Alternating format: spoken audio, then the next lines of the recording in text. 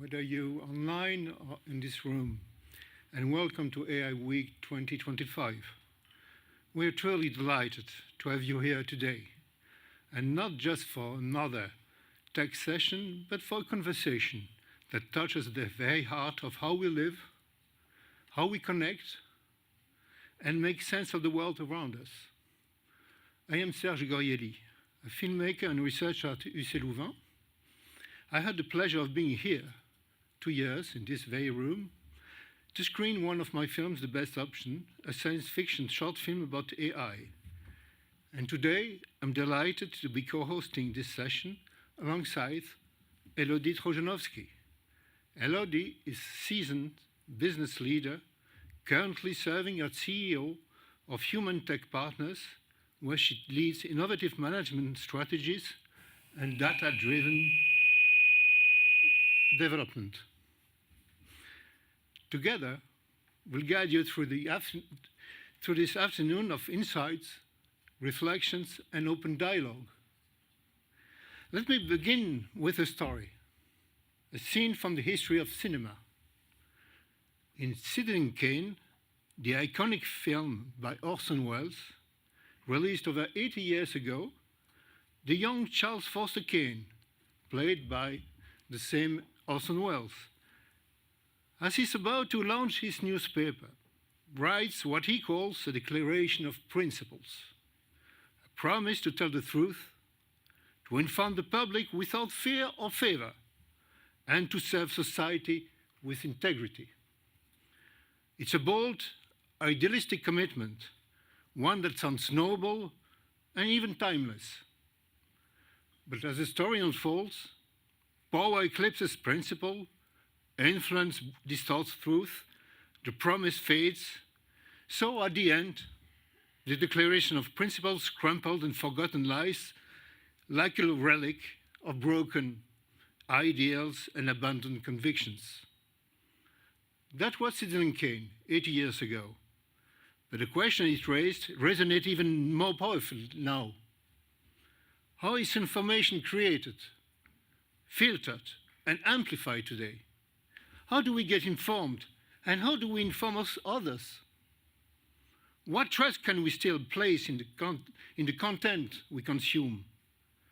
And who or what ultimately is behind the flow of information that shapes our perception of the world?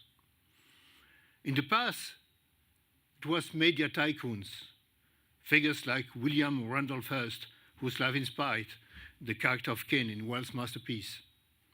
Today, that influence is increasingly shaped by algorithms, platforms, and tech giants. And now, a new force is accelerating that shift: generative artificial intelligence. AI is not just accelerating the production of information, it's also blurring the lines between fact and fiction, human and machine, authentic and synthetic. It's reshaping not only how we inform others, but also how we get informed and what we choose to believe. And that brings us to the heart of today's session. What kind of information ecosystem are we building? And what kind of responsibility comes with it? We've brought together a diverse group of top voices: researchers, journalists, technologists, and legal experts, to explore these issues through various key lenses.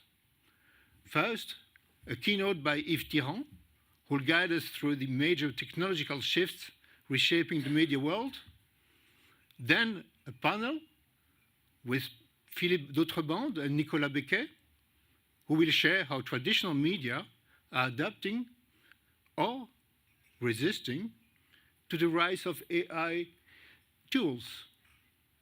Next, a fireside chat with Benoit Raphaël, as innovator in AI and journalism, who will offer his personal lens on information fatigue and the future of media creation.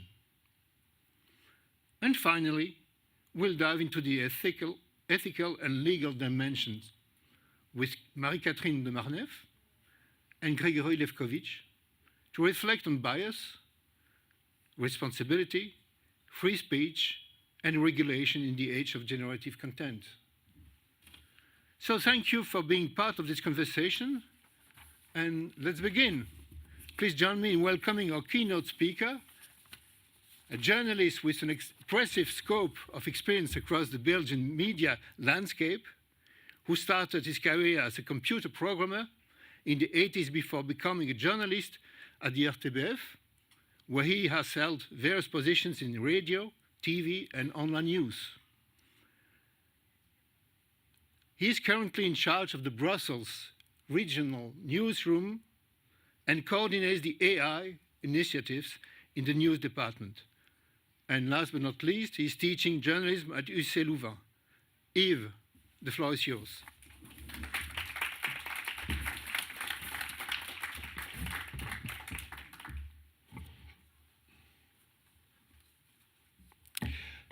Thank you very much, Serge, and good afternoon, everybody, whether here or online. The title of the panel is a very practical question: how to stay informed in the age of Gen AI. Let's say Gen AI instead of generative AI will in a few minutes.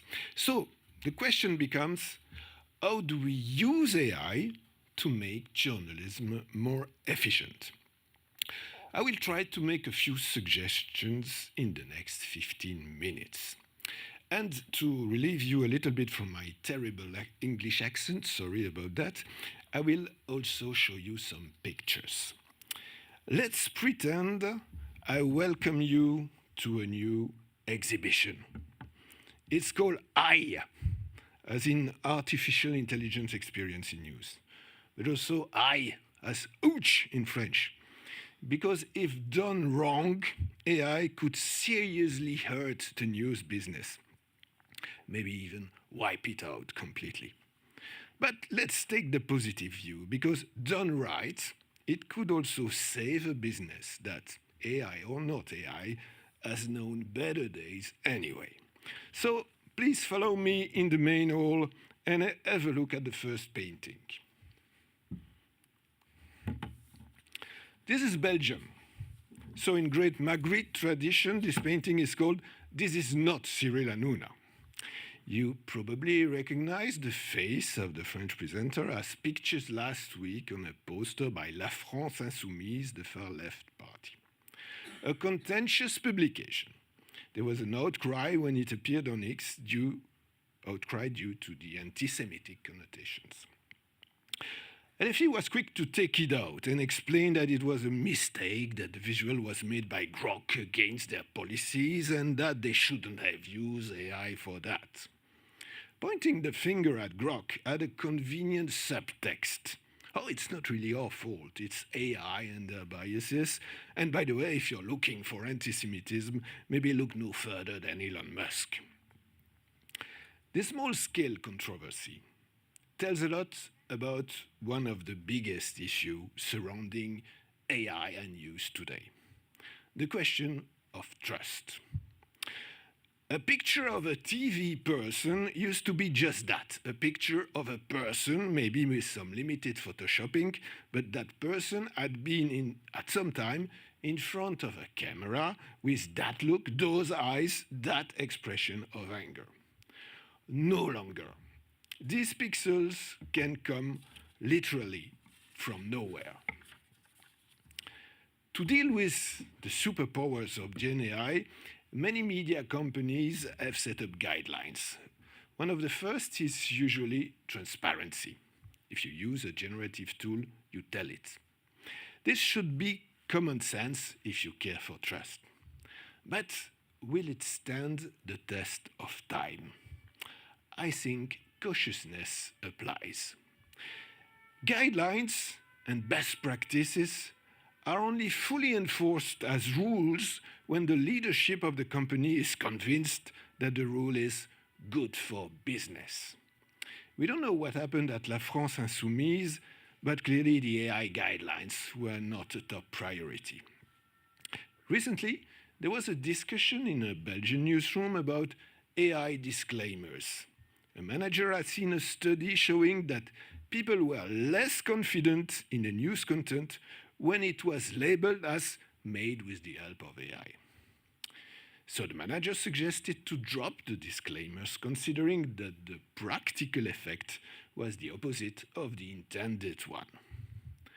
We can expect many more such debates, with AI becoming ubiquitous in the workflows, and I would not be surprised if one day the transparency guideline was just an asterisk on the homepage warning that this website may contain small traces of AI.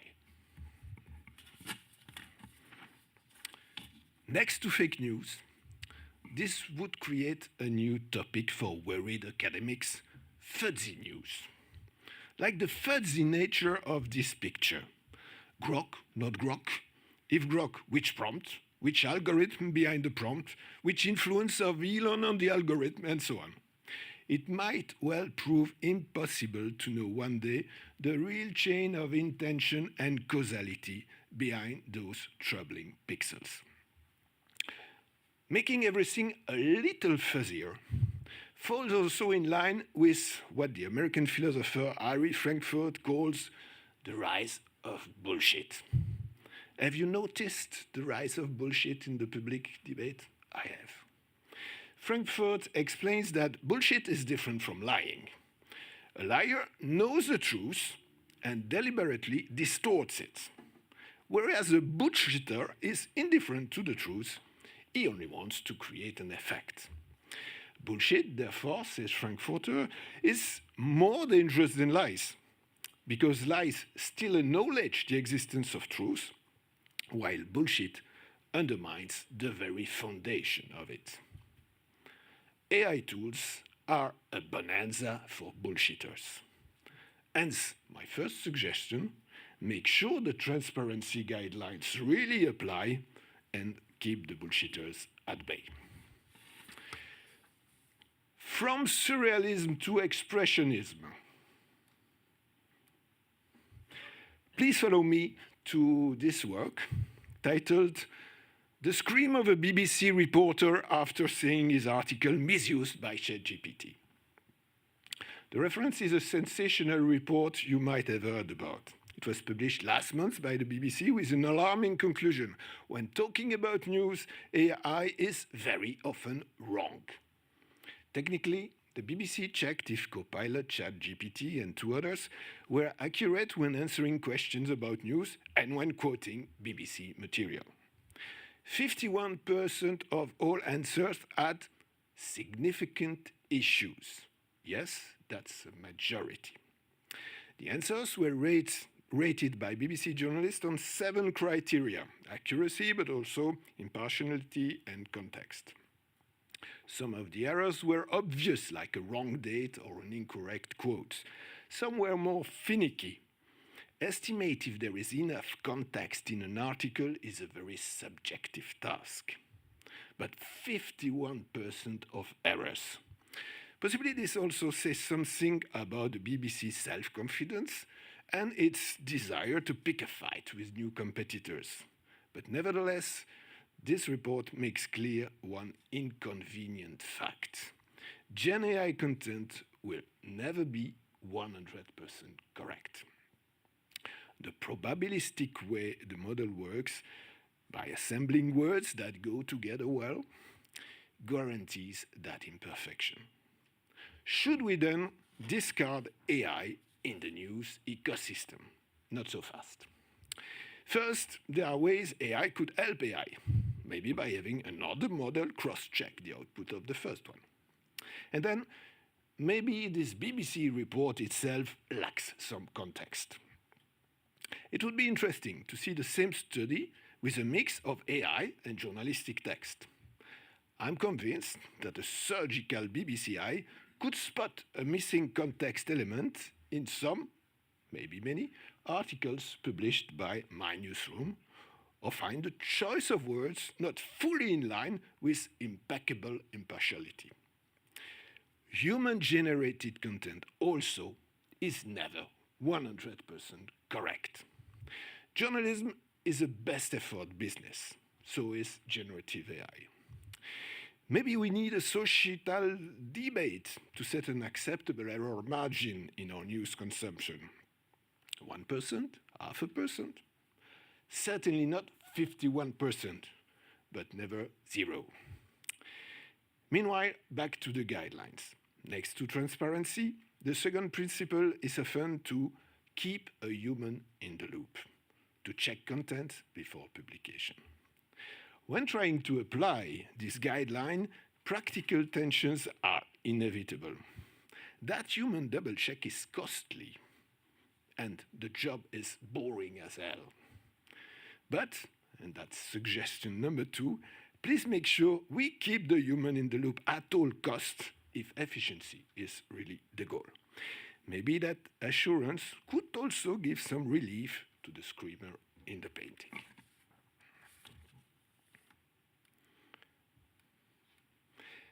Exhibit 3 speaks for itself. You remember the metaverse, buzz, hype, and ultimately flop. What about AI? Is it more than a passing trend? In the mid-80s, I was a part-time assistant in the TV newsroom. My job was to cut the dispatches from the telex machines and distribute the carbon copies to the editor, the journalist, and the presenter. Journalists were dictating their stories to a row of typists with electric IBM typewriters. There were no computers. Since then, I've seen wave after wave of new technologies try to redefine our workflows and our contents. Some sticked, some failed. From my experience, one key element drives the adoption of a new technology: convenience. The first clunky transportable phones, not convenient. The phone you put in your pocket, very convenient. Web docs with menus and submenus, not convenient. Doom scrollable TikToks, very convenient. Generative AI summarizing a hefty PDF or helping you find the right words for your article, very, very convenient. So I have no doubt it's here to stay. AI in the newsroom is a revolution, but maybe not the expected one. Because, except maybe for some fringe data mining, there is really nothing that Gen AI does that a journalist cannot do without Gen AI. Gen AI doesn't open new territories from news. It simplifies news production greatly and makes distribution a lot more efficient. But this is very different from the internet revolution, for instance. Before the web, a TV news story was only available to the viewers seated at 7:30 in the family coach in a limited geographic area. The internet made that story an anytime, anywhere, any device story, a fantastic front-end revolution. By contrast, Gen AI, I think, is mostly a back-office revolution. There is debate around creativity and AI. Some will argue that from the day in 2016 when AlphaGo made an unexpected move to beat the world champion of Go, AI has shown traits of genius. Others will insist that AI is only rehashing previous knowledge and no chatbot will ever be an Einstein. Maybe there is a middle ground to reconcile both points of view. I will borrow it to Benoit Raphaël, who is with us today. In a recent video, Benoit confesses the following. In 1 year of using AI, I have learned more than in 1 year of work. AI is not just a coach that helps you, it forces you to structure your thinking, to explore ideas, but also to progress in areas that you might never have explored alone. The AI chatbot is no Einstein, but it could help you awake the Einstein in you. Very convenient indeed. Suggestion 3, keep things convenient. And suggestion 4, try to sort out the economic mess. Right now, the financial landscape is like the raft of the Medusa. OpenAI has lost 5 billion last year. That's a lot of money. Enough to build a Brussels subway extension. Nearly enough. When you read that OpenAI plans to charge up to $20,000 a month for specialized AI agents, it smells desperation. This huge deficit means that nobody is paying today the real price of Gen AI. And even with today's prices, it's not cheap. At RTBF, we are setting up a RAG, a sort of local GPT with all our articles. We calculated that a single request to that RAG could cost up to 3 euros in certain circumstances. Multiply that by 300 journalists and tens of requests per day. Google was basically free. The chatbots are a very different story. Why is this important? Because it can slow the pace and complicate the investment strategies. The timing of a new tech adoption is always difficult to predict. As Bill Gates famously said, we always overestimate the change that will occur in the next 2 years and underestimate the change that will occur in the next 10. That was the story of the web, by the way. RTBF launched its website in November 96 and invested heavily. Nearly 20 people were soon dedicated to it, too early. The audience was not there. Then came the internet bubble explosion of 2000. In 2003, the headcount of the web desk was reduced to 3. Today, we're back in the dozens. And there is another possible consequence of this bottom line issue. It could force the poorest players, be it the media or the user, to stay into cheap, inferior models, while at the same time creating an aristocracy of premium users. That would be a sad blow to the fundamentally democratic nature of the web. And here's the last painting before we leave the exhibition. Look at this new version of the Garden of Delights, Jérôme Bosch enigmatic masterpiece. Paradise on the left, damnation on the right, temptation in the middle. A vision of citizens enslaved to their computers, while the master of the algorithm controlled their life. Aye, this one really hurts. Is this the world AI prepares for us? There is some logic. As always in the digital economy, one could expect a winner-takes-all scenario. The biggest AI company would wipe out the smallest one. Especially given that the economics of AI favor the established players with the deepest pockets, not the new kid on the block. There are new kids on the block, but many of them are linked to the GAFAM, which would lead to more dominance by the already dominant. Of course, we are not yet there. We have the Chinese, the open source movement, Mistral, among others. But past concentrations in the software industry give arguments to the paranoids. Who will be controlling the technology at the macro level? The game has only begun. The jury is still out. The question is also meaningful at the micro level, at the company level.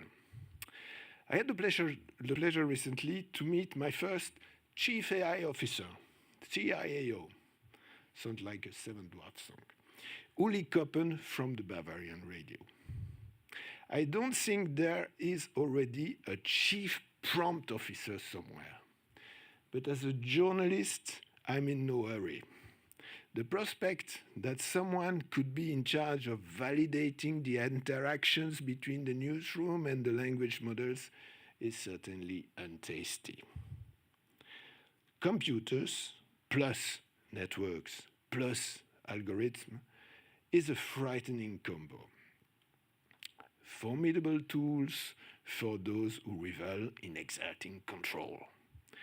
My last suggestion is to keep a very close eye on the subject at all levels.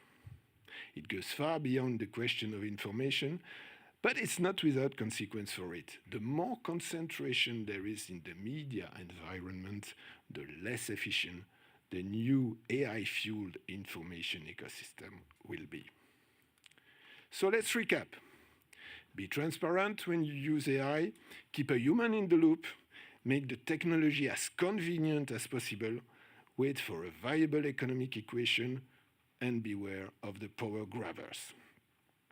With this, we can cautiously bet that maybe AI could be a friend of information and not one more enemy. Thanks for your attention.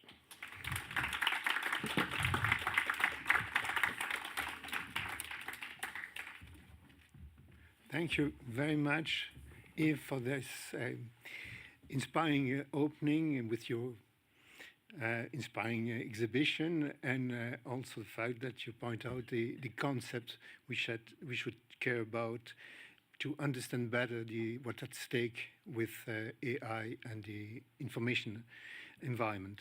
Let's now let's move into the heart of the newsroom to understand how AI is transforming journalism in practice.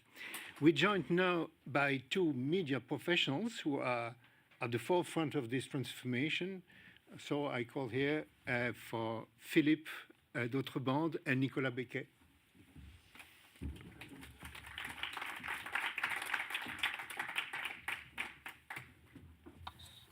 So let's begin with Philippe.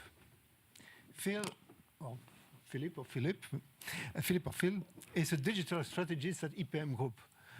Just to remember, IPM Group is the group behind Libre Belgique and le dernier heure les sports. Et l'avenir. Et l'avenir, yeah. Et Moustique. Et Moustique, and a lot et of Paris others. Match. Et Paris Match. Et LN24. Et LN24. Okay, thank you. J'ai fait mon boulot. I did my job, sorry. So IBM Group is something substantial here in Belgium. He brings a dual perspective. 18 years as a journalist in the press, followed by more than 18 years too, leading digital transformation from content strategy to newsroom workflows. So let's start with this, Philippe. What in practice are the AI tools now in the newsrooms, and how do you manage them and how you control them? Yes, it will be difficult to say more than what already Yves could tell us about that, but I will go to practice. We try to, with AI tools, to help journalists, not to replace them, first of all. This is really important. And we try to help them, to give them tools that help them before writing or creating, because they are not only writing, they're also just creating content, while creating content, while writing, and after writing. Before creating, it was already mentioned, summarizing, for instance. We have a tool that allows them to get a summary quite easily with, let's say, a PDF dossier, for instance, a file or something like that. We also have a tool that helps them to transcript an interview, an audio interview, like we are doing now. For instance, you could have a record from what we are saying now and have transcriptions immediately in, let's say, a few minutes for 1 hour interview, for instance, instead of rewriting it while listening to it when it would be more costly in time to do that and cost giving. Also, we have tools that help them to get new ideas for articles. Let's say they just chat with ChatGPT or another tool, AI tool, to ask for what would I have as an angle or as a topic to write about next to a general article they are already writing. This is before creating content. While creating content, we also could help them to have better titles, which are more SEO friendly, so which will be more searchable on Google, for instance. Also summary for just the introduction, the chapeau, as we say in French, of the article, saying that. These are the things also for a caption, for a picture, for instance, and these are the things that we also have as tools in the newsroom. And after that, also distribution. Distribution is what it also used by not only marketing, but also by the newsroom, by saying, how can I promote my content? on social media, for instance, so have something that helps them to give the best introduction to be on, let's say, Facebook, not to mention a word, a name, and help them with that. These are the things that we provide them as tools which are used to. The most popular, for instance, is transcription, audio transcription. This is really, really the most used. How do we govern that? This is really important. When we train people, when we train journalists, we tell them first, this is not always the truth. Like Yves said, indeed, an AI is capable of giving you the truth, but also that's something that's likely the truth. That's very important. You can ask OpenAI or ChatGPT, for instance, to write an article of 1,000 characters about what you just give one sentence and you say, just write an article of 1,000 characters about that, and he's able to write that, but he will invent it, hallucinate in a certain way. So this is not good, of course. So we tell them, be aware, be cautious with that. This is really important. Also, when you use it, if you use a free version of ChatGPT or Perplexity, for instance, be aware that what you give them can be used by the model behind to be used to train the model. This means that whatever, let's say, be cautious, because whatever private information you can give, information or Excel files, for instance, from the company, don't give it to them, because otherwise it will be used. Somebody from Samsung has been fired after it was discovered that they had a problem, indeed, because somebody from Samsung 1 or 2 years ago did send an Excel file with private, confidential information figures. But as we know, the trust in media is declining. So how do you make with your teams so that the trust can be kept, found again with the audience, I mean? By the transparency, by saying, indeed, when we use AI, not, for instance, if you want to have a spelling check through AI, of course, you won't mention it. This is not important. If you use Antidote or another tool, another software, you don't mention it. When you change a picture with Photoshop, for instance, you get it better, you don't mention it, of course. But if you use AI for giving or showing a new picture that is produced really from scratch by AI, then you have to mention it. And the idea is not to tell the people through a charter that how we use the AI and how we don't use it, why we don't use it when we don't use it, when we use it, how we use it. It's just a kind of transparency that's really important. Also for the people, we say always, you said, Yves, human in the loop. It's not adult in the room, but it's human in the loop. It's really important, of course, always check after using AI.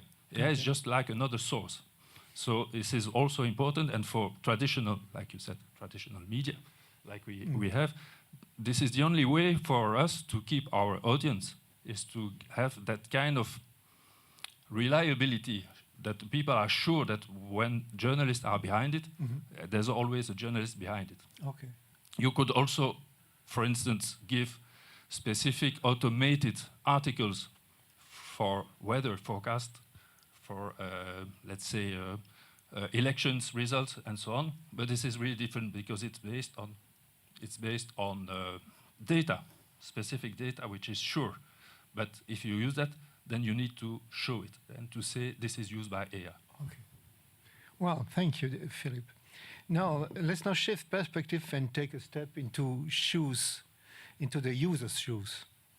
How is generative AI reshaping the experience of information from their point of view? To explore this, I'm pleased to introduce Nicolas Becquet, journalist and digital lead at Lewkowicz, where he drives innovation in audience engagement. He's also a media trainer and a guest lecturer at the UC Louvain School of Journalism and at the Academy of Journalism and Media at the University of Neuchâtel in Switzerland. So let's kick off with something that sounds technical, but is actually shaping everything we see and read every day: algorithmic personalization. So, Nicolas, how do you see that invisible force working on us? Yes, algorithmic personalization has been there for a while, for shopping, transportations, social media. But with AI, it's going further and further. And it's very helpful, but it also creates problems. And we can see many problems. The first one is fragmented realities. The second one could be the less common ground in society. And the last one is about well-known bias, like confirmation bias. And it increases this type of bias. And for me, personalization, if it's not well used, could conduct to more polarization. And it could also help spreading propaganda, fake news. Okay. So it's very helpful, but also dangerous in the same time. And now with AI personalization, it's going further. It's more powerful. It's more constant. It's everywhere. Everywhere. And so you have the idea of also the development of AI assistants. So it's getting more and more dangerous, actually. I think we are entering in the age of everything AI companions. And the AI tools intend to be connected to many parts of our lives: shopping, transport, calendars, conversations, health, smart devices.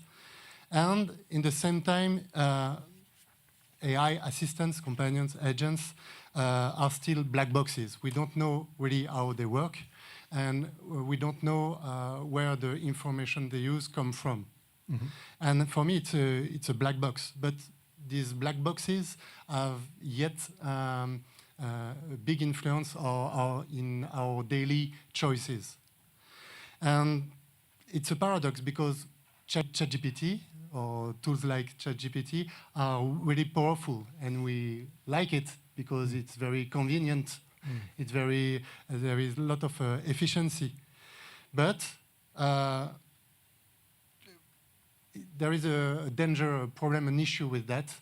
And I think that today personalization is not just helpful, but it's also a powerful way to influence people, and it gives a lot of power to AI platform owners. So, and what role do you think those new intermediaries, let's be the chatbots, be the AI-driven engines, and so on, play in the shaping of the relation the users have with media brands and with the news contents as a whole? Yeah. Filtering the news is a necessity because there is too much information to process every day, and so we need help. And traditionally, legacy media was doing this job, helping users, people, citizens to filter information. And now AI tools brings a big change. And in the same time, media were helped by two main intermediaries, search engines and social media. But they are not doing that mission anymore. And AI tools like ChatGPT, Perplexity, or other words, break the link between breaking the link between users and media. Why? Because they give a direct and personalized answer on demand, and it's really powerful.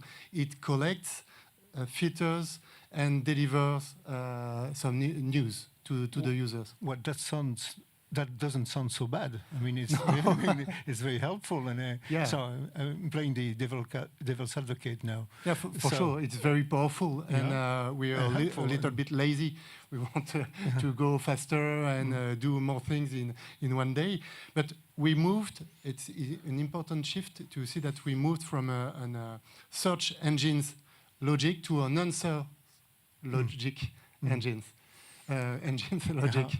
And it's a big shift. It's the zero-click search.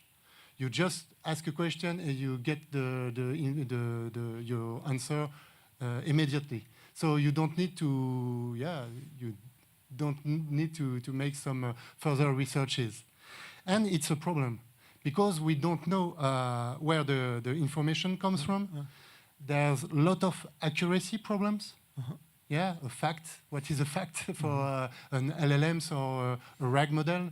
It's a big debate, and it's not mature yet to say, okay, it's 100% reliable. Yeah, no, there is an accuracy problem. And we don't know how the information was chosen. Is there any ideological or political bias in the information? We see with DeepSeek versus ChatGPT versus Mistral. It's a big political and ideological question. So in 2 words, how do you think the traditional media should react against that? Yeah, for sure, because it's not about only about democracy, it's about the business model of media. Because in breaking the link between the user or the citizens and the media, you also break the business model.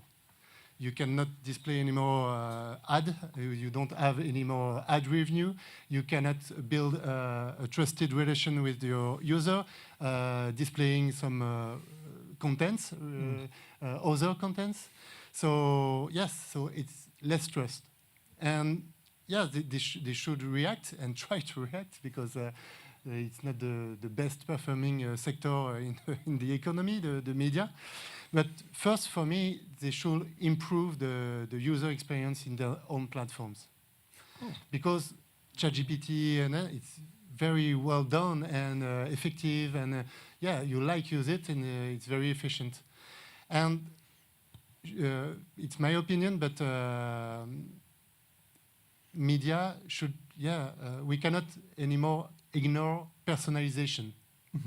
But we should do it differently, based on facts, not on noise, and also in in taking account of the user needs and habits of our readers. So it's like new formats on demand with audio, with summaries, with deep dives, and in all along the day, in the user's needs. And it's very important. The second one is they should automate the lot of processes because it's very artisanal, it's very handmade in the media, and we can free time to do what really is really important for us. It's reporting, verifying, labeling the news, and distribute it with trust to our users. Well, so it's investments. Okay, so let me ask you, to all of you, a general question. Would you say that AI is rather a threat or an opportunity for traditional media, for media as a whole, especially in terms of business models? Who would like to answer that question? Now, if you make 2 columns, threats, opportunities, and take the economic angle, it's clear that there's a lot more in the threats column. Just to take one example, OpenAI and others now pretend that getting our content, the articles that Nicolas and Philippe have written, that's fair use. We can have them for free because we reformat them elsewhere. So clearly, with that sort of fight, and who are we, even though the main Belgian publishers are fighting that together against OpenAI and Elon Musk, I'm not sure we will have the last word. So I would say let's put that economic angle on the side and wonder if there are not opportunities for journalism, not for media, and maybe even for journalists. And I think we can spot some. To begin with, if your routine of publishing and writing is simplified, you have more time to give phone calls, get testimonies and all. Also, RTBF, we are more specialized in TV and radio than written press. Even we shouldn't do written press, I know, but we do it anyway. And I know a lot of journalists who have had a career speaking words, who have a lot of difficulty writing words. With these tools, they can very easily give make their radio or TV story a web story that will reach many more people. So that's a way to enhance the job of the journalist and its value. And in the end, the basic question that will be asked to every journalist tomorrow is, what is your added value? This question used to be hidden somewhere. You could make a career of copy-pasting wires and press communiques and nobody would notice, at least in some media. No longer. If you are a journalist, you have to show what value you add. And there is a lot of value to add, to have someone with an eye, someone with an impartial look on things, tell to the people, I think this is wrong, I think this, you've been bullshitted, or whatever. So I'm not pessimistic for journalism with AI, but I'm really not very optimistic as far as the media as we know them are concerned. Philippe, what are your views on this? I would add that indeed journalists who are writing could also now speak more easily. I can write some words here and have a video of me in my garden saying those words right now while I'm here with AGen. This is a tool that allows that. No, more seriously, indeed, it is an opportunity for more journalism, indeed, by getting less time-consuming and boring tasks for journalists being done while having more time to investigate and to go deeper and to interview more people. Indeed, it's difficult for an AI to be on a protest in the street, for instance, to follow that.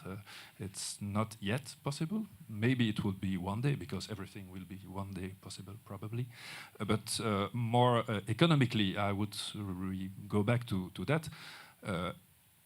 The chat GPT, the first one, but other ones also as not search but answer model is really a kind of killer application, as I can call it, because it's really easy to use.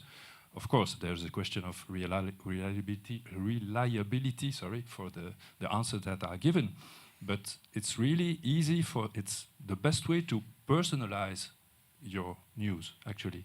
Because you personalize, and it's not something that is pushed, but it's pulled. It's a personalization that is pulled, so that's asked by the people. And I want my news. I have 5 minutes now to have the latest news in Belgium or everywhere, and only in sport, and only in politics, and only on Ukraine, for instance. And you could have that. So the question is, do we allow that? And as publishers, indeed, we try to block the content, because the content has been stolen for years.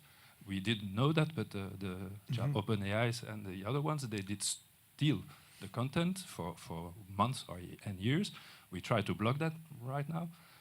And the idea was indeed to say, why don't we have our own ChatGPT with our own content as a publisher with many titles, many brands, like I said, and also it's the same for Raphaël, which is a 50% owner of Mediafin for L'Echo and the Tide. So this is something we could do. This could be also an opportunity. The question next to that is, of course, are people ready to pay for that? Because unlike RTBF, we need people to pay for our content. Nicolas? Yeah. Just want to make a distinction between a journalistic point of view. Yeah, we need journalism for democracy. It's very important. So I'm optimistic, because we will need it more than ever. But it's the question about the product. And I've read this question in LinkedIn this week is, what if we were optimizing a product that nobody wants anymore? And it's a question, do we need articles as we do, or do we need a JT, and not providing news in different ways and with on demand and with many formats based on users' habits and needs. And it's a big question. I've not the answer yet, but we're still writing long articles, and it's very important because for long articles we need to deep dives in subject and verifying, and it's very important for the logic. And but are people still interested in reading 10 minutes, 15 minutes an article? Enough people to read and to pay for that? It's a big question. So a difference between product and journalism. I would add two things regarding content. Indeed, you can repackage the content more easily thanks to AI. You can also translate it. You don't see it, but we have here the transcription of what we are saying, and it's in French while we are speaking in English. Sometimes it's not quite okay. If we speak too loud, for instance, it doesn't understand us. So you don't see it, but we see it on the screen here. Just for the people, so you see it. But repackaging is important. It means that an article can be also with text-to-speech. If people want to have it on audio in their car or while running, for instance, they could have it thanks to AI. It's not totally perfect, but is it maybe just enough, I would say? One thing. The other thing is on the other side, on the publisher side, is the question that sometimes rises by publishers and heads of publishers is, do we still need to distribute the content? Is our core business, our core jobs, not just producing content, being journalists and producing journalism content, and sell it to anyone who would like? This is a question that sometimes rises, and I would mention Gert Isebard, which is the head of Media House, which is one of the two major Flemish companies, but not only Flemish now. They have half of Netherlands. They are in Germany and in Ireland also, and Luxembourg. So this is a question also, and this is a very existential question, I should say. I'd like to raise another question, a very sensitive question, actually. How do you think that the new journalists should be educated? So what about the mindset? What about the AI, the relation with the AI? Should they be more like traditional journalists or more like what we imagine the journalist of the future with like a geek or like tech guys and so on? What are your views on that? I wouldn't change a lot to journalism education, because the basic qualities of a journalist have nothing to do with AI or whatever.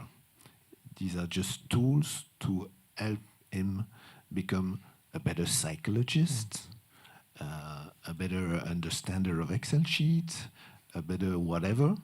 And it would be a mistake to think that everybody will be a data journalist tomorrow, because you have this plugin, where you can just ask it. No. That would be a huge mistake. So probably the education doesn't have to change a lot. How do you find content? How do you check content? How do you narrate content? And storytelling hasn't changed with AI. It could change because we like to experiment, but basically the principles, I think, stay the same. Maybe this could bring more people to this fine profession, which has been somewhat neglected, because we had a bad press as journalists. And maybe AI, with everything that it allows to do, because it simplifies the process of fabrication, a story. Maybe it will bring more people to that profession. I hope so. Yeah, I think agility is very important, because digital is an endless revolution, and they should be more open to what is going on in the society and also in technology. No, yeah, yeah. Yeah, but Ils sont tombés dans la marmite. As we say in Asterix, they fell in the AI marmite. Huh? If you are teaching right now, it's a serious headache to know how you can avoid AI help for what they do. So I'm optimistic on that. I'm not sure because we said that with the digital natives and using smartphones. Okay, they are using smartphones, but they don't know how it works. And about social media, and it was difficult to bring them to, okay, what could you do with that? And so, yeah, with AI, there is some training, explanation about how it works, what are the opportunities, the risks, and yeah, we need to guide them, but I do agree with the basis of journalism. But yeah,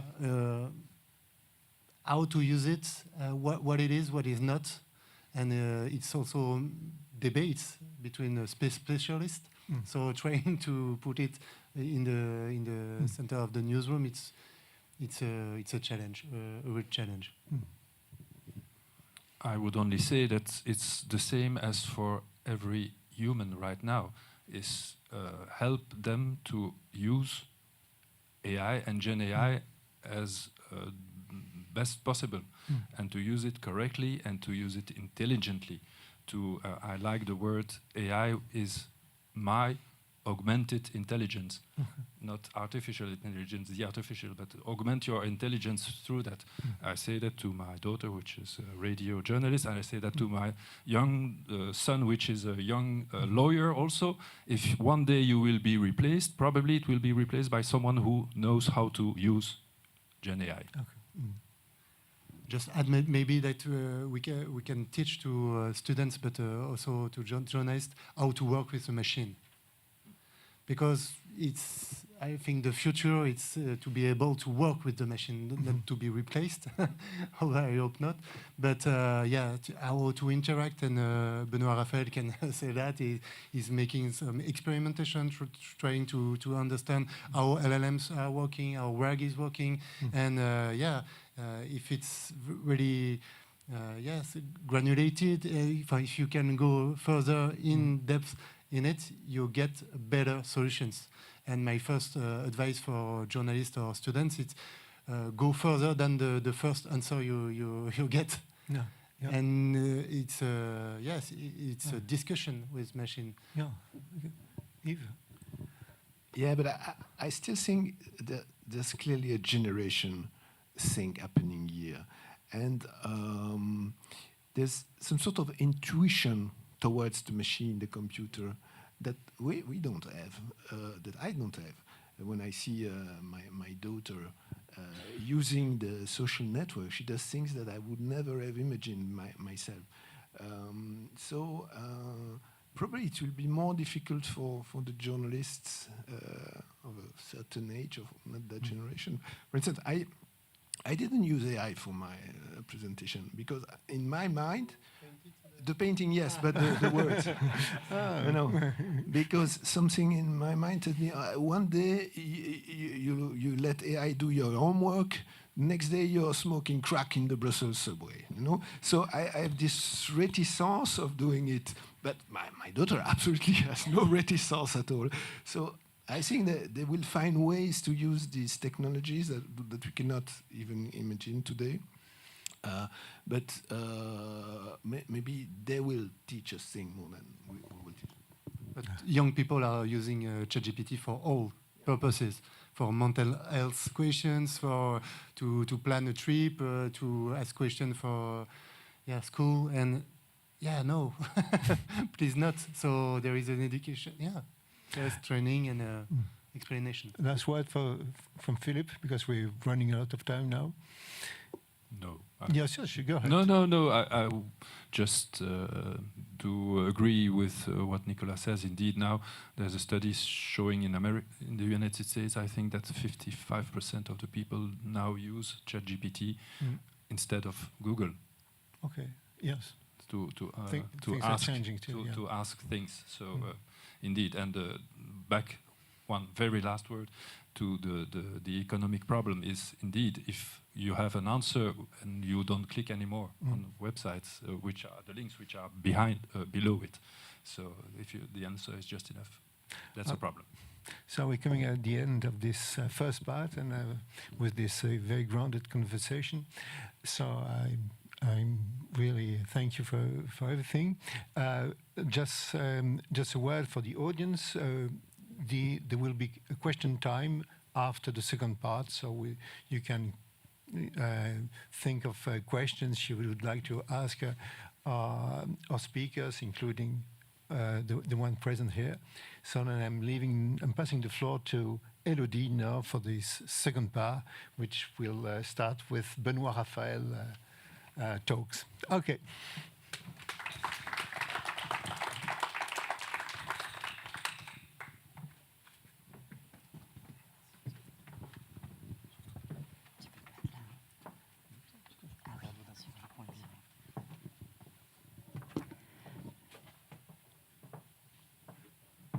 So good afternoon, everyone. I'm Elodie Trojanowski. I am multi-entrepreneur in tech. I studied finance and journalism. Yves was one of my teachers. And recently, I co-founded Human Tech, which assists large companies with data integration projects. As you know, AI works by ingesting data. The better the quality of the data, the better the AI. You could say that AI is what you feed it.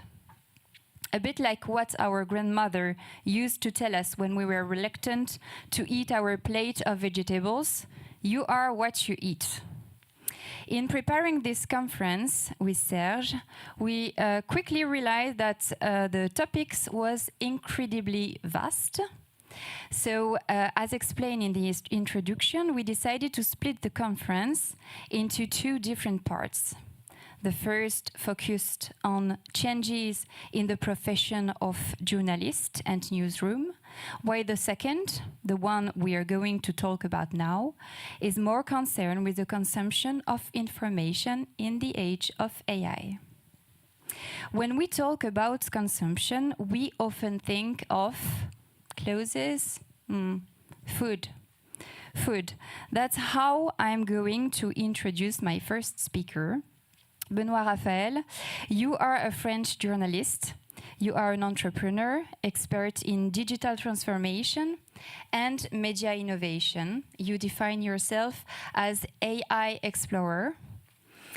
You took part of several successful online media outlets launch, including Le Poste, Le Plus of the Ops, and Le Lab from Europe 1. You also contributed to the development of Nice Matin Solution Journalism. You are the co-founder of Flint. It's a personalized news platform that uses AI to combat misinformation and information fatigue.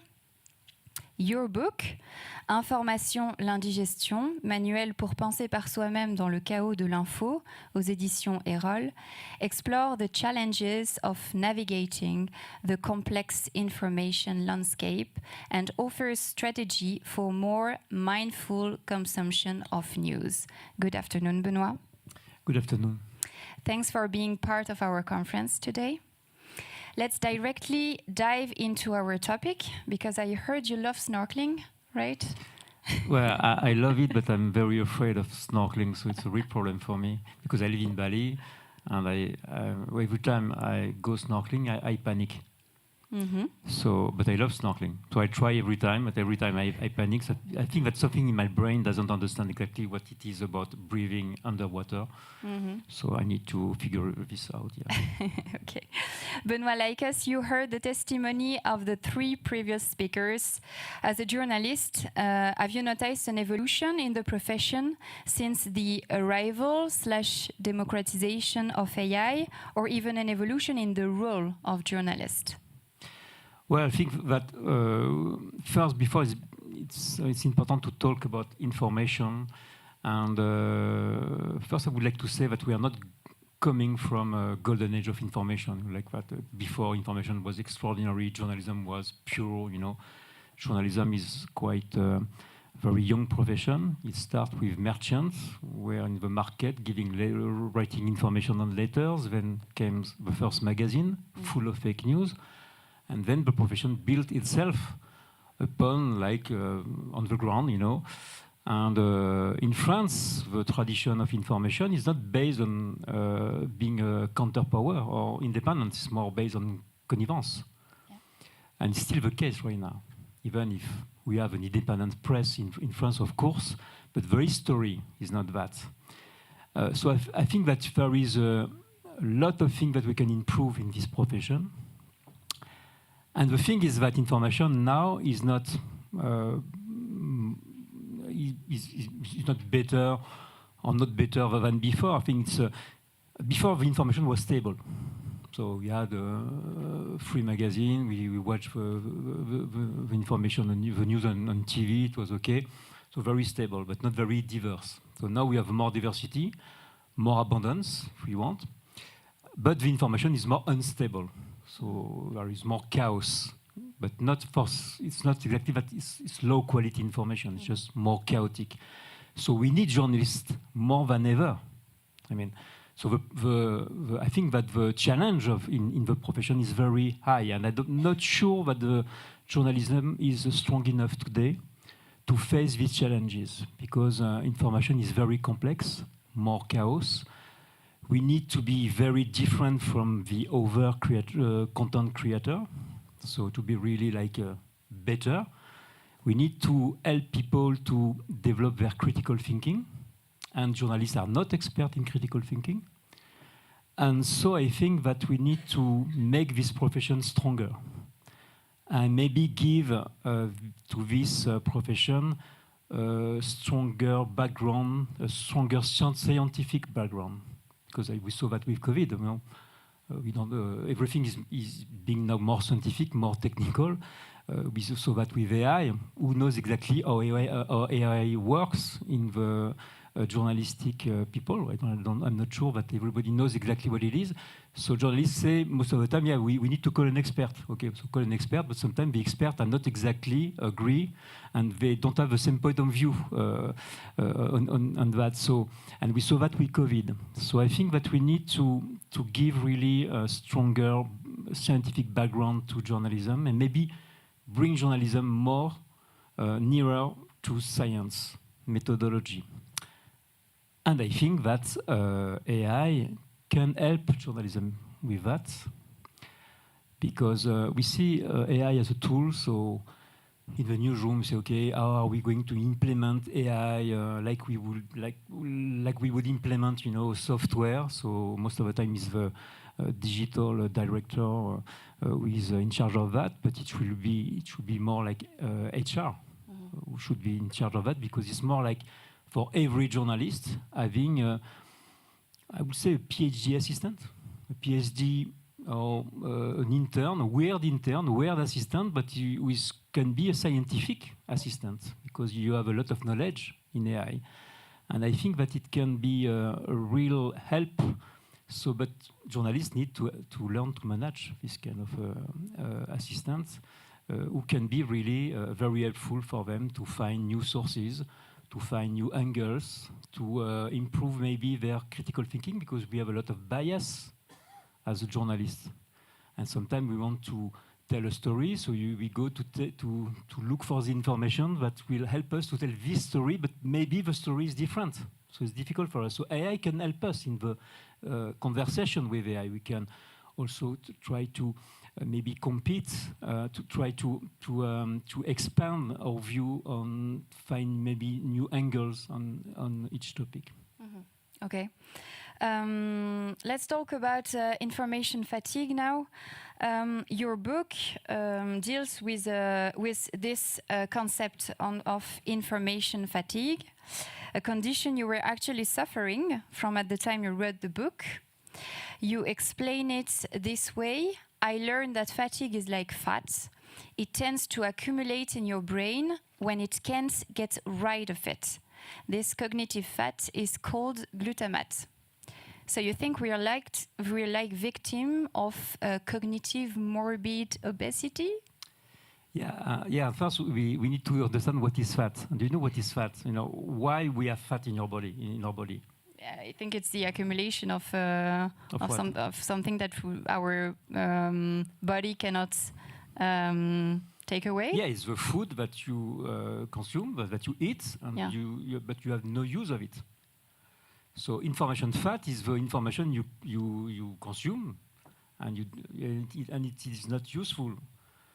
When you watch the news, maybe sometimes you have some information about Ukraine that are not useful for you because you don't know what to do with it.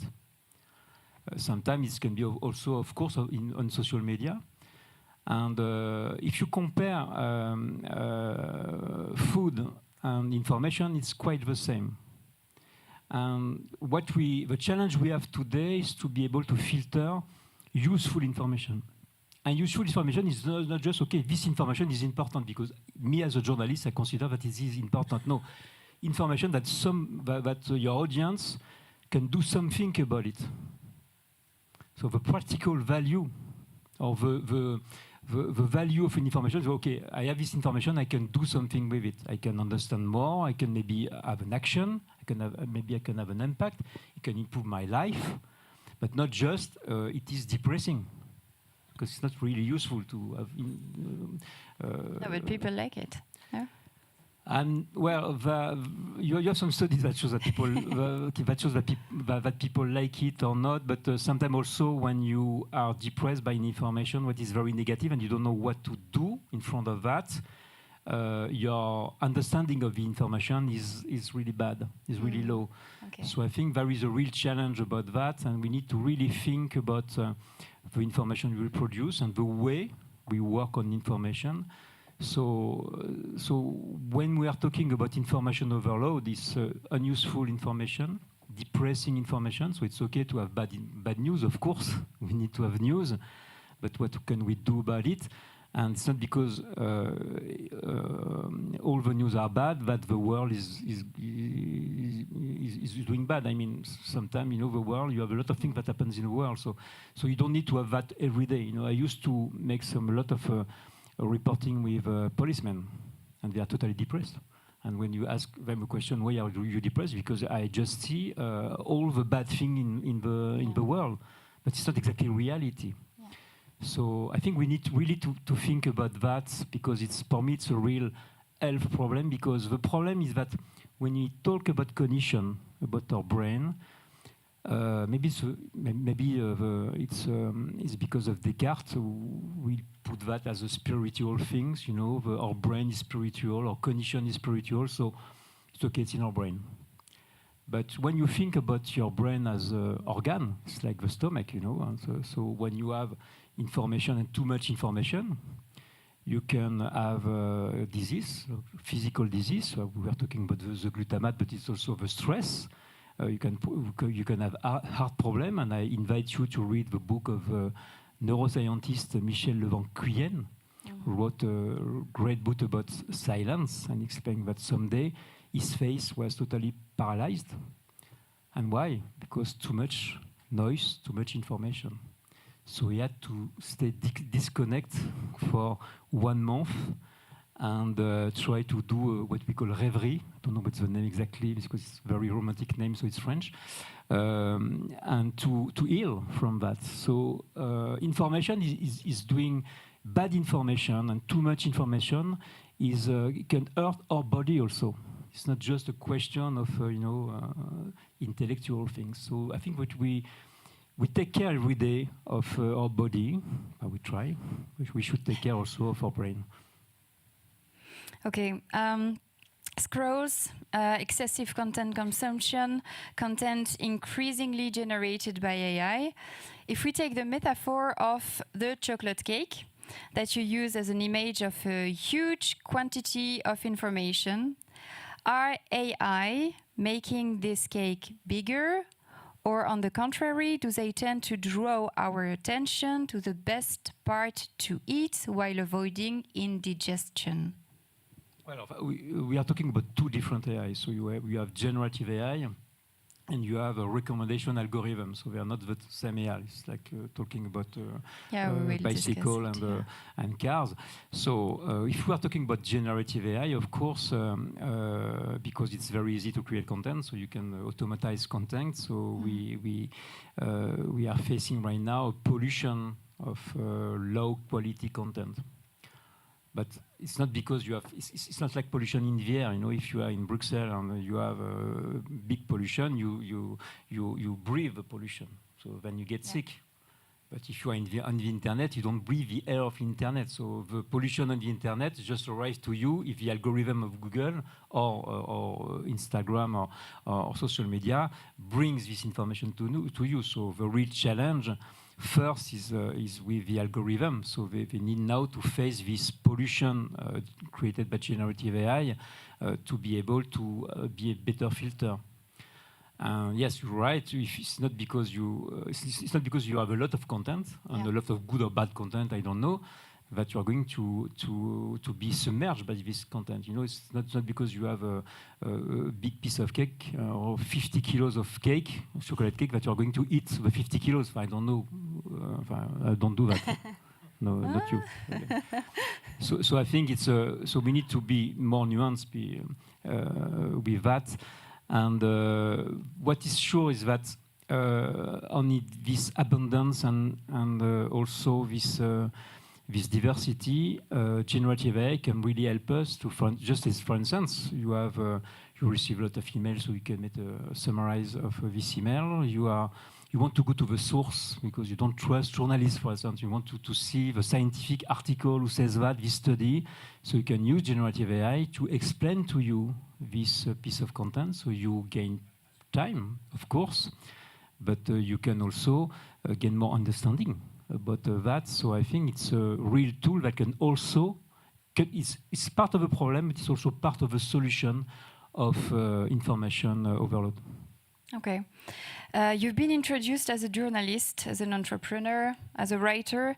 Could you speak as our doctor and perhaps give us some pointers or advice as to how you might recommend we better consume information in the age of AI? So, well, I am like ChatGPT. I'm not a doctor, but I can. Well, the first advice is when. If I went to Bali, it was to also feel to have something like close to a disconnection. And the first disconnection is that you have a 6-hour difference. So when I'm waking up in the morning, everybody's sleeping in France or in Belgium, so I'm totally free. I don't have any notifications, so it's 6 hours what I can and I can work during this time, like very focused on that. So the first advice will be to try disconnection. If you can do 30 minutes sport every day, it's recommended by doctors. You should do that also with disconnection. So just disconnect. Just don't touch your iPhone. And try to do, if you can, almost 1 or 2 hours a day, deep focus. So you shut off everything and you just focus on one task, not 2 tasks, one task, and do that. And you can try to do that for 1 month if you have the time. But if you don't have the time, just 1 hour a day. Try to do that. I think the benefit will be as good as sport. So you need to do sport every day. You need also to do that every day. So I think it's the first advice I should give, that you need to sleep and to have at least 1 hour of disconnection every day. And the second advice is to use AI, because AI can also, of course, also maybe decrease the load of information. We are talking about productivity, of course. It helps you to do stuff. It's an assistant, and it's an intern. So you have an intern every day in your life, and he can do stuff that you don't want to do. So that's quite good. And people say, yeah, but we are going to be lazy. Then yeah, but let's talk about laziness and fatigue. I mean, fatigue is not good work. If you have too much fatigue, your work will be bad, you know, and it's bad for your health. So I mean, you need to balance that between laziness and fatigue. Sometimes it's good to have an assistant that helps you and do some stuff. And you can delegate some stuff. Of course, you need to have points of control and to have this vigilance that say, okay, here I need to be careful because I know that he's not good at that, but that's knowledge. And the third thing will be use AI as a tool. It's not a search engine exactly. It's not just a tool of productivity. It's more an assistant that can help you for knowledge.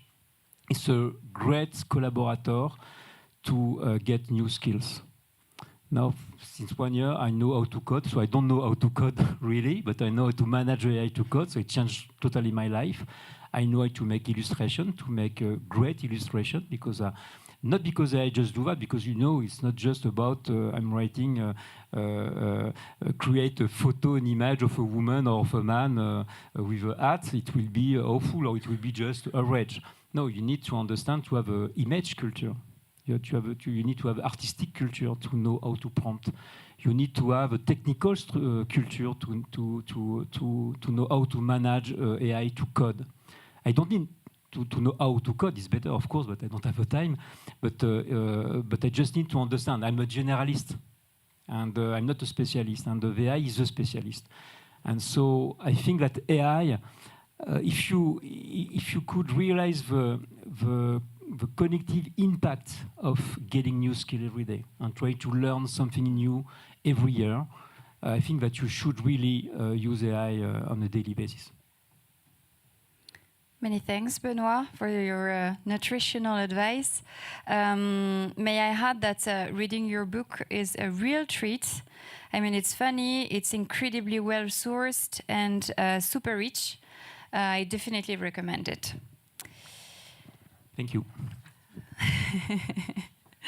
So how does the algorithm work? How do we create a generative AI that will be the source of our information? What are the legal issues surrounding AI in the news sector? Let's find out from our next two speakers. We welcome now Marie-Catherine de Marneffe and Gregory Lewkowicz.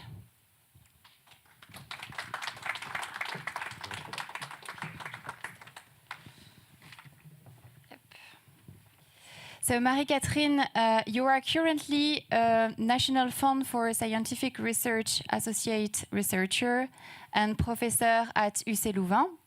You obtained a PhD in Linguistics from Stanford University in 2012, and then a tenure track position at the Ohio State University, where you taught for 10 years. You work in computational linguistics on whether computers are capable of drawing inferences the way humans do, and thus with all the current technologies of GPTs and LLMs. Your research has been funded by the National Science Foundation, Google, and the FNRS. Good afternoon, Marie-Catherine. Thank you. Good afternoon, everyone. So I guess the first question you wanted me to add. Yeah, I will just introduce Gregory if you... Sorry. I'm jumping ahead. Okay, it's coming, don't worry. So Gregory, you are a professor at the ULB, Université Libre de Bruxelles. You are also a member of the Perelman Center and the director of the Smart Law Hub within the Faculty of Law and Criminology. You are the academic co-director of the Institute of Artificial Intelligence for the Common Good. It's called FARI. You are a former fellow of the National Fund for Scientific Research as well. You were also professor at Sciences Po Paris for smart law algorithm, metrics, and artificial intelligence. Good afternoon. So thank you for accepting our invitation. The first question is for you, Marie-Catherine. When we talk about AI in the media, what are we referring to? Is there just one AI or several that can be differentiated? We just talked about this a little bit with Benoit already, but could you explain us a little bit more about it? Yeah. So Benoit said, very rightly that there are kind of different types of AI, and I think we need to be very, very careful, everyone, and actually especially the media, to not use this term AI as an umbrella term to refer to everything and in a way nothing, right? And AI exists since the 50s. Okay, it's just evolving, and I guess the public starting to really realize the impact of AI with the advent of generative AI, but that was only like 4 years ago, okay? And so first in the media, I think the first impact of AI was with social media and then recommendation algorithms to personalize. That's been mentioned in the first part of the panel, which is a very different kind of AI than what we know now as Gen AI, generative AI, with the large language models. And I'm very happy that Eve actually used the term bullshitter to describe those generative AI systems, so the GPTs that were first introduced by OpenAI to the big public in 21. And these have been evolving, but at the beginning, they were really just the ultimate bullshitter, right? Just generating the most likely word given the prompt that we were giving it, okay? And so zero intrinsic notion of veracity, of factuality. And I think there is really a problem of having this kind of implicit comparison between all those AIs, generative AI system, and a web browser, which is very different. And I think that's very important, especially we mentioned the young generation, for them to understand that those are very, very different tools. And then now we've used also the term, we have those RAGs, so retrieval augmented generation, but then again, you have like different ways of building RAGs.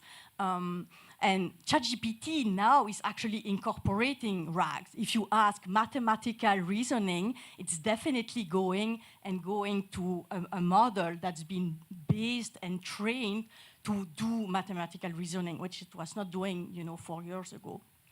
If you have like a company doing legal stuff, you will probably have a RAG where you are going to augment those LLMs, large language models, with a legal database.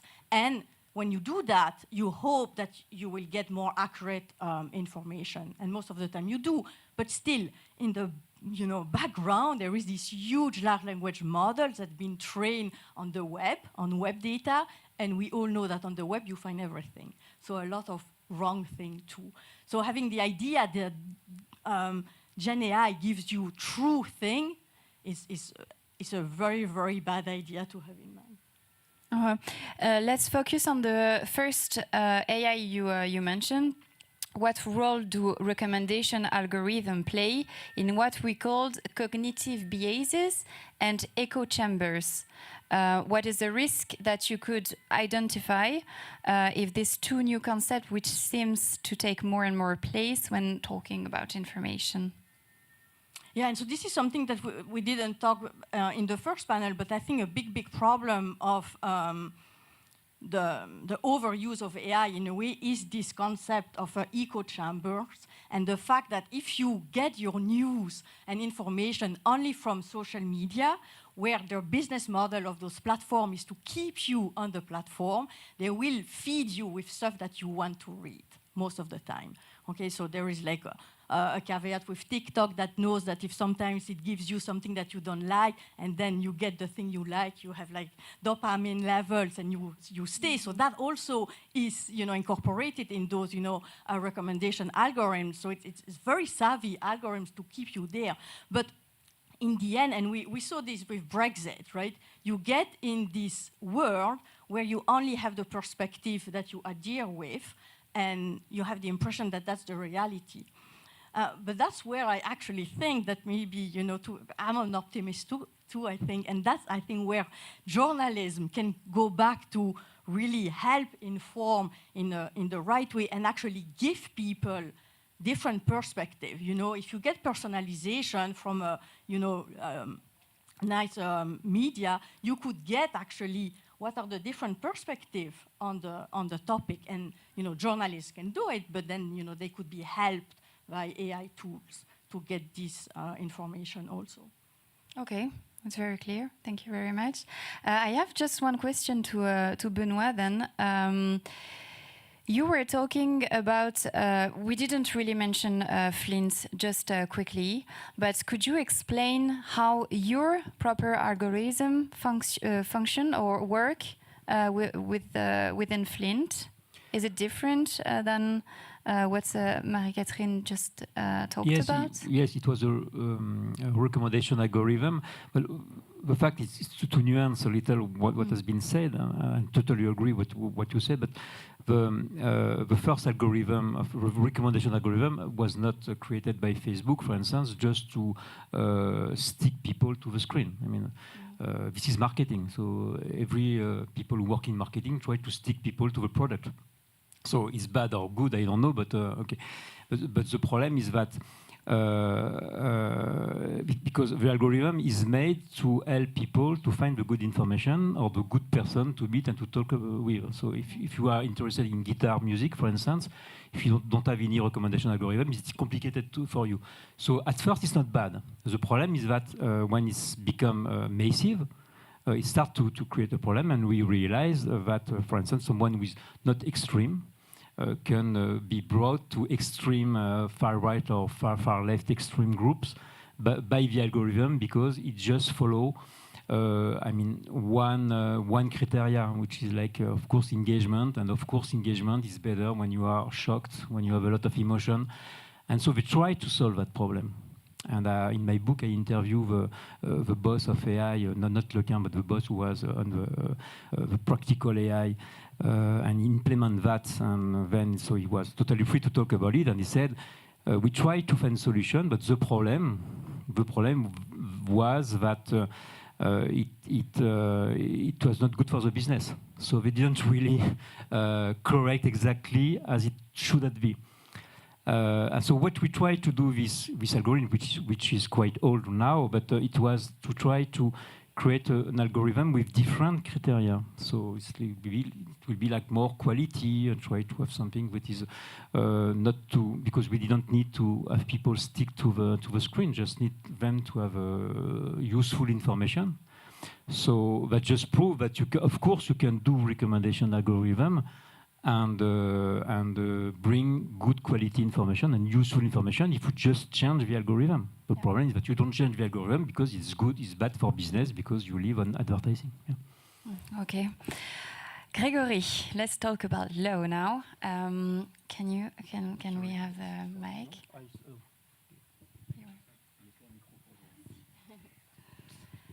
So, Gregory, can we say that a regulation exists when talking about AI in information? Yes, absolutely. We have regulated quite heavily, basically, the use of AI in the information sector. So I would say there is 3 ways we are already regulating this. One way is, kind of traditional audiovisual regulations, because, for instance, for video platform, they have obligations to do some kind of active filtering of some kind of content. So they are included, like if a platform like YouTube, for instance, they are regulated by the directive on audiovisual media in Europe. So that is one aspect. When you have really specific platforms that there's something that the media, exactly the same way the media were doing before, then you have the regulation that is there, and it applies also to them. Then you have a second kind of stream of regulation that is more like the regulation of services. This is not new, because you had regulation in Europe. There's the e-commerce directive before. Today is the Digital Services Act. That's a new version. And you have specific rules, including for platforms regarding recommendation algorithms, etc., etc. So there's the second venue for regulation, is AI integrated into digital services in the context of information, media, etc. And then the final one is more about AI as such. AI systems, where we also have regulation. It's quite new because it's the entry into force, the adoption was only in 2024, where you have specific requirements regarding, for instance, the use of AI model. Deployers of AI models have specific obligation. There is even, for instance, they have to, if you use a Gen AI, you need to mention that you have used it. And this is kind of important. When you generate synthetic data, it's the same. There is even there a provision that is sometimes called a journalist provision, because if you generate, basically, if you generate text, but you have editorial responsibility, then you don't have to mention that you use Gen AI.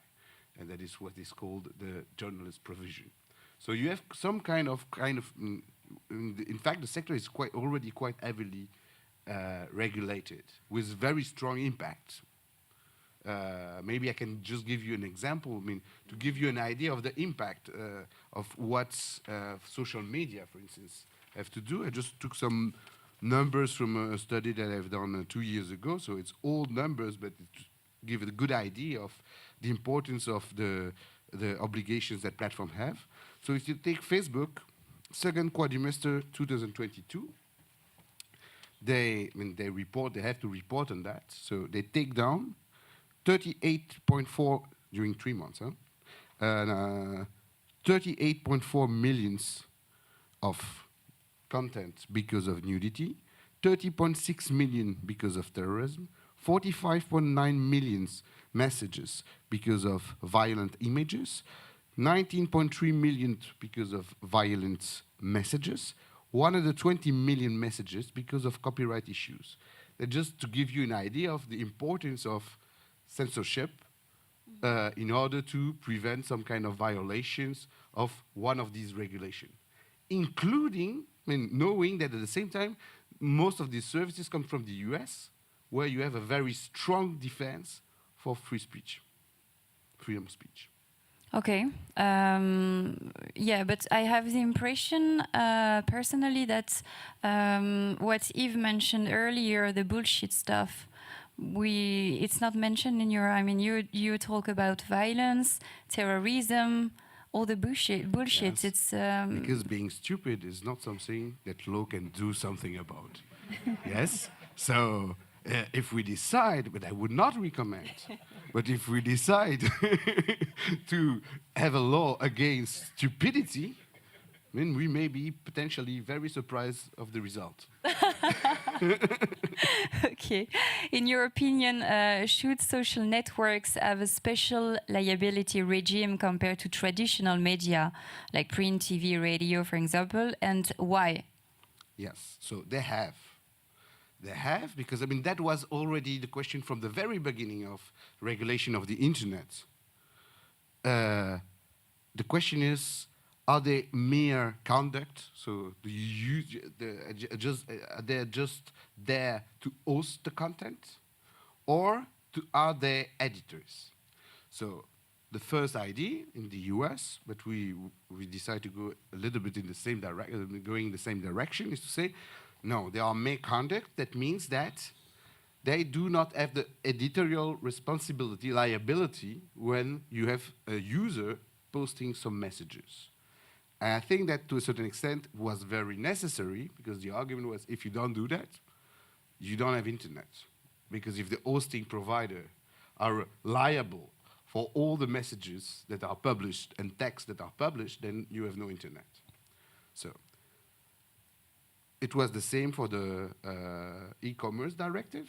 Then now we have the Digital Services Act, and the Digital Services Act goes in the same direction, saying, okay, digital platforms are not liable for the content that are published by the users. And they can take measure, this is what is called the Good Samaritan clause or provision. They cannot be, also they can, even if they don't respect your freedom of speech, that's completely okay, as long as they are doing this filtering and identifying problematic messages in good faith. So they are not on the same level of liability than normal journalism, media, etc. Then, this said, the Digital Services Act provide for specific obligation because there is this question about recommendation algorithm. And then the question that was also challenged, was a challenge in the US in front of the Supreme Court regarding this, is can we consider that having recommendation algorithm is a kind of editorial decision? Because in fact, you get this message instead of this one, and this is based on this algorithm. And the decision in the US was to say no, exactly the same in Europe so far, but the Digital Services Act provides, in principle, if you are a big platform, you should offer to the users at least one way to have access to the messages without any kind of recommendation algorithm. So that means that you should have at least the choice to move from the traditional recommendation algorithm to something that is more like the last published document. But of course, nobody is interested in having access to a list of the last posts that were posted, because the reason why we like social media is because we get some information that is relevant for us. If I can add something, because in order to also contribute a little bit to the discussion, one of the problems with the regulation sometimes is that we are regulating for phenomena that we are not sure that they exist. Like bubble filter echo chamber, even today, I mean, it was a publication in 2024, doing a systematic review on all the research. It is not completely clear that this phenomena exists and that is very important. So there are some papers going in one direction, some papers going in other direction based on data. So one example. Other example about fake news and manipulation. We have discussed a lot about Cambridge Analytica. Cambridge Analytica, they have used that and they stolen democracy. They had an impact on the referendum, impact on Trump, etc. But in the end, after 3 years of the ICO official research, etc., they sized the information. The conclusion was almost nothing there. They were pretending to do stuff. They were pretending to have this amount of data, but in fact they didn't have. And they were pretending to use very high-level technique that were quite common. So, but for all that, I mean, we still use this and we decide, oh, we have this, we need to regulate. We have this, we need to regulate. And then I think that there sometimes we have a problem because that may have an impact on freedom of speech that we do not necessarily want to have, in fact. Yeah, I could say that we are talking about AI hallucination, but we had all a collective hallucination, and I read some experts who still talk about Cambridge Analytica as a proof of massive manipulation and use of data to change the result of the election. It was not the case. It's mostly, maybe it's local TV that had a real impact. And don't forget that there is marketing also behind that, because the company behind Cambridge Analytica, the guy who were behind, they had a lot of business after. Not with this tool, but with the fact that they were well known, and of course they were so bad that they are so good. So we need to keep that in mind and maybe realize that hallucination is also a human feature. Can I just say, so I thought when you were talking about regulation that you were going to say at the speed of how AI is evolving, maybe we should also be one step ahead and already think about what are the new things that are going to come for which we will need regulation, because we know that to do regulation, it takes time, right? And I think that's also one of the important aspects in this era. So I have a question for all of you. According to Hannah Arendt, when everyone lies to you all the time, the result is not that you believe the lies, but that no one believes anything anymore. The latest study on trust in the media by the Reuters Institute show that proportion of interviewees in French-speaking Belgium has been falling steadily since 2016. This year it was last year it was only 35% of people that trust most of the information they receive, With social networks, AI, and the growth of fake news due to the lack of control, how are we heading towards a world there where skepticism reigns? And isn't the lack of trust in the media a danger to democracy? Who wants to start? But I think it's going to depend on the age. I think there is a big age factor in there, and I don't have the number exactly, what was the age intervals on which that study has been done, but I do think that during the last discussion, I think, we all agreed that AI tools are probably good if you already have some critical thinking.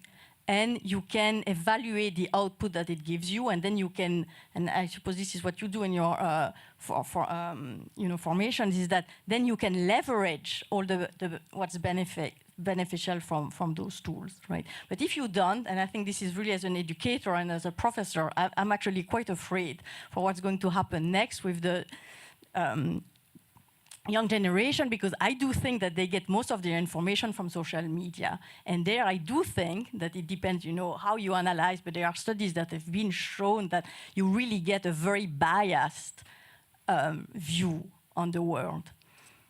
And then I don't know. So for example, there was recently this Tesla tiny house. Did you hear about it? So the internet has been flooded by video generated, AI generated, of Musk selling those Tesla tiny house. And there was a tiny house in an Australian thing where they demoed some of their ecologically powered stuff.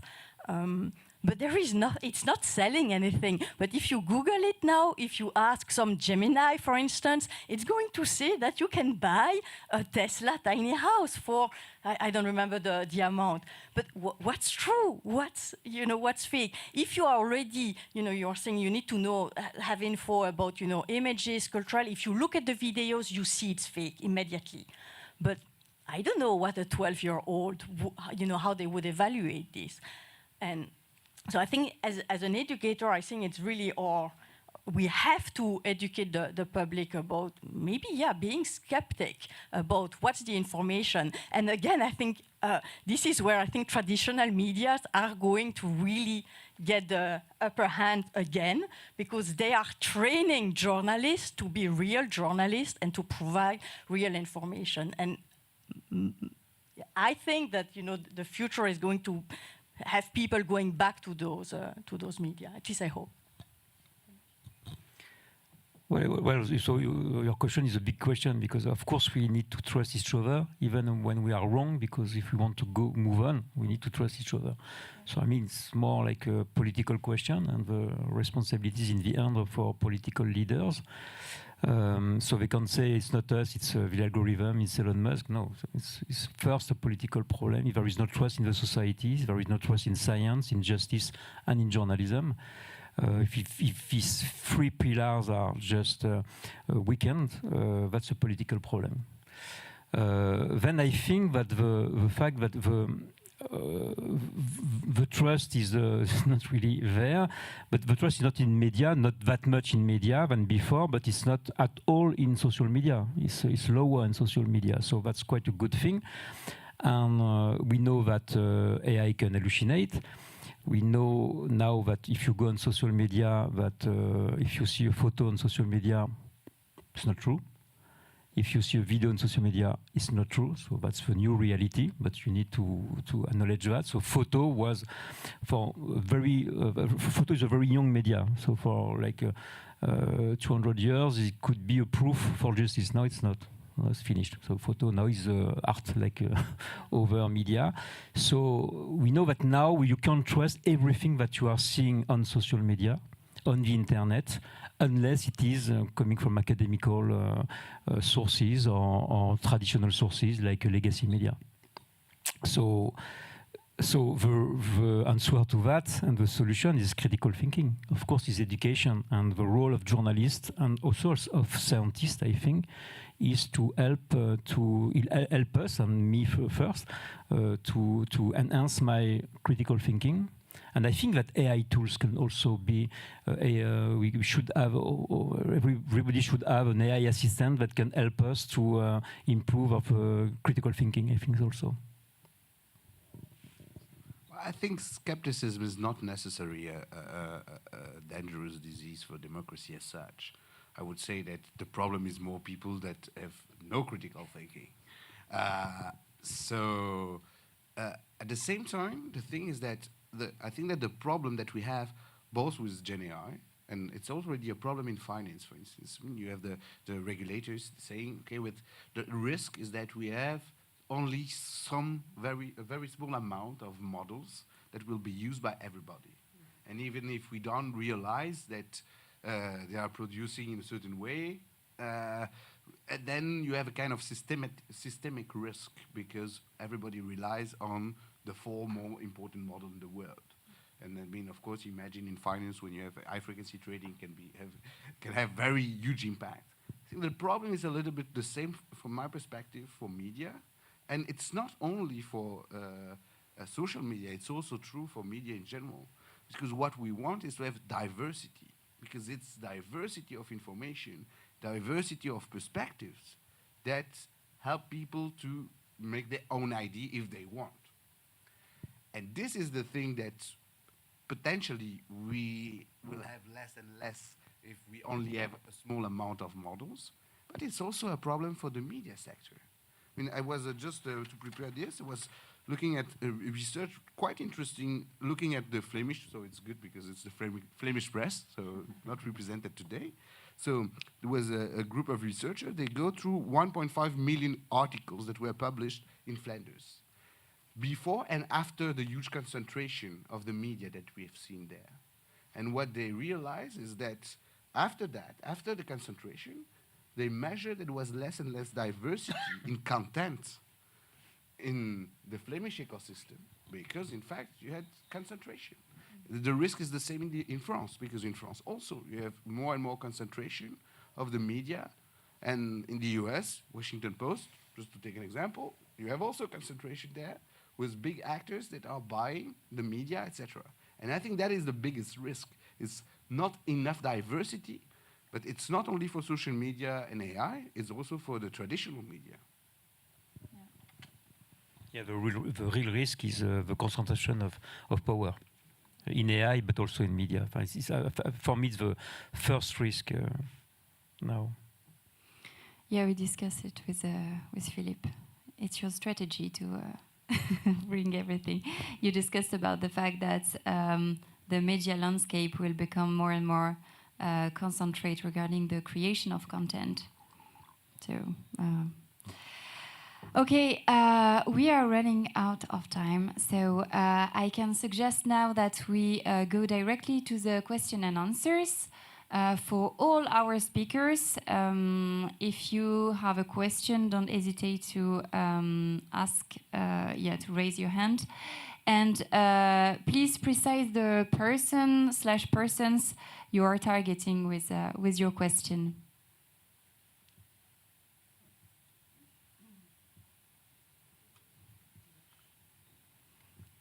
I don't know if we have maybe online.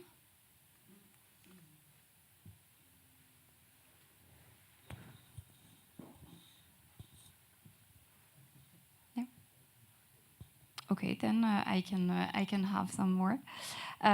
What solutions are there to guarantee the transparency of algorithm used in news?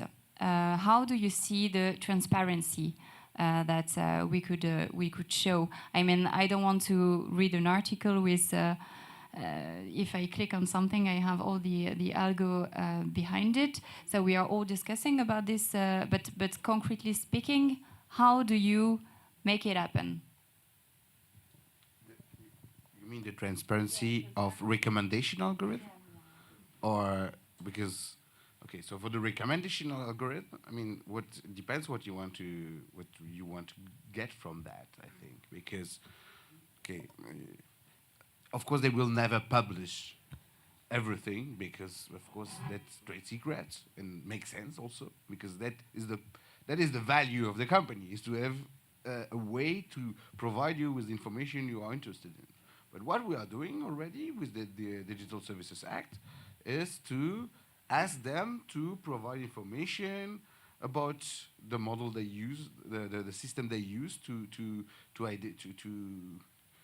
give you access to this information or that one. And you have more and more people asking for transparency in the general sense of having an idea why I get this information instead of this one, including with the idea that you can choose to not use this. So that is, I think, what we have. At the same time, I think it's also important to understand that there is a lot of things about transparency, and finally have access even sometimes to the source code of something, etc., or the model. But if you have access to the model, we will not understand anything, because Facebook today they use 100,000 data points to calculate the best post to provide, to put on your news feed.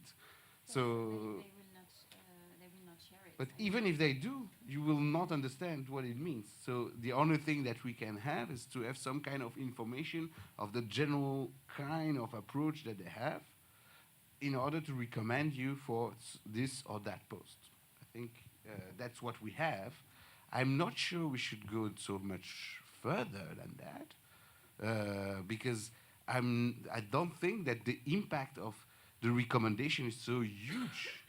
If you are really interested in having a diversity of perspective, and also with people having access to different social media.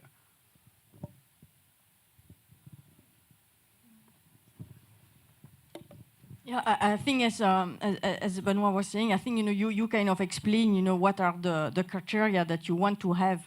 That it needs to be an explanation that's understandable from the general public, right? That's the best transparency criterion. And I suppose for the journalism, I guess the thing is it being generated by AI or not? I guess that's the basic, right? And that should just now be something like, as a teacher also, we ask students to say to what extent they use Gen AI in their production. And maybe this is something that's going to become more and more standard, that this is something that people will do. Mm-hmm. Okay. Does anyone have a question for our speakers? You have one? Okay. It's not a question, it's also a question. With the AI Act, we are now busy in our company with an inventory of all the AI tools that are used, and recommendation is one of those. And normally we should have an advice from a lawyer, which is not you, but another lawyer, to tell us what we need to, how we need to inform the people. Because there's a difference, of course, with declarative recommendation, where people say, I want to have more of sport or international news, for instance, and the recommendation based on behavioral, which is behind the scenes and may so far not really mentioned to the people. Normally, what do you think AI Act would give us as an advice, or maybe we should do something about information? I think it's very good to do something. It's a very good idea. It's always good to give transparency, etc. But it has nothing to do, I think, in the end, with the AI Act, because I have to tell you that recommendation systems are not high risk. So if recommendation systems are not high risk, you have, let's say, almost no obligation according to the AI Act. So you just need to have Article 4 training, so people have an idea. And then Article 50, some transparency for some kind of system that you use. That means you need to tell that you use Gen AI, for instance, to generate this. And for journalists, they do not need if you have editorial responsibility for this. And then for the Act, that's it. Because, I mean, we should not do too much about the Act. The Act is very, creates a lot of constraints, but only for very small number of use cases. So it's the end of the session. Thank you very much for listening. Thank you very much to our amazing speakers. And this conference can be seen also on YouTube if you want to see it again. Thank you.